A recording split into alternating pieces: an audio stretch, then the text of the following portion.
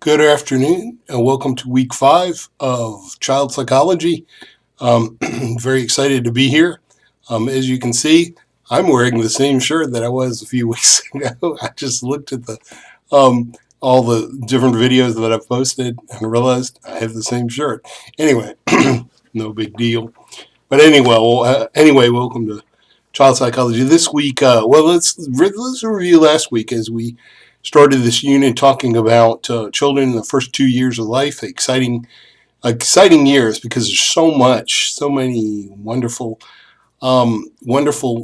gifts and abilities that we start to develop in those first 2 years. And when you think about it, most of the things that we learn that we've learned really well, that we do quite well, like walking and talking, were tasks or abilities that we learned in the first 2 years of our lives, which I think is exciting because we weren't going to school, we weren't doing worksheets and doing homework or taking tests. We just simply learned to do something very well because we wanted to. That's the bottom line. We wanted to. Um, Maybe children would learn so much better if we would just get out of the way and let them learn the things that they want to. First of all, I do want to apologize. The lights went out in my room, so here I am, sort of in the dark. You can see some light that way, where there is a little lamp there. So anyway, I hope you can see my face. If not, you can just hear my voice. It's a much better part of me than my face is. In any case, I will give a shout out to last week. We had quite an interesting kind of little discussion about peanuts and peanut allergies. The point is not really to learn so much about peanuts and peanut allergies, but to consider something in physical development that is very important. Is sometimes we have to overcome our fear of fear of the things that we hear on the news or see on TV or on the internet or read in magazines or in the newspaper. Fear, those kinds of things that we seem to be very dangerous. What I've found with children is that if something seems to be out there or lurking to make children sick, you just wait a couple of years and we'll find, ooh, that wasn't really all that dangerous, or the other way around. In any case, it is good to care and it's good to pay attention to things. It's not really good to be all tense and worry about things. Um, uh, you know, I try to list a few people each week who have done really well the discussions. And again, it's really about a lot of people, most people have done really well with the discussions.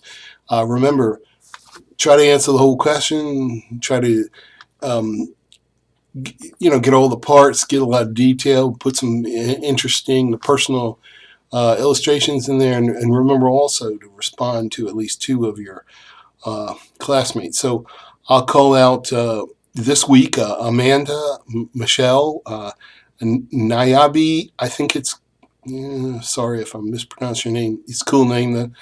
And what you had to say was excellent. And Jada. And just keep coming, everybody. You will, you're doing a great job. Anyway, this next week we're looking at um, cognitive development in the first couple of years. Remember, just some facts here. First of all, we build our cognitive learning on the ability to react to things. Okay, stuff in the environment, you think, you react.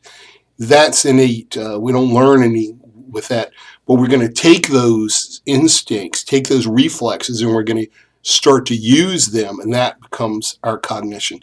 Pay particular attention to how we do that, how we respond and adapt to the environment, and then you also want to pay attention to how do we change in the way we think to get more and more complex. Pay attention also to how do we develop language. This is not what the textbook says about how we develop language is not supposed to be the blueprint for how schools go or anything like that, because certainly we do learn language as well as we learn anything else in our lives.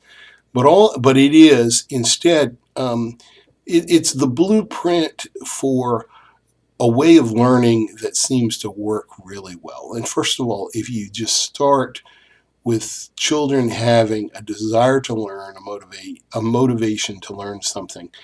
And then you just get out of the way and you surround them with the love and concern and attention and all that. They'll probably learn quite well.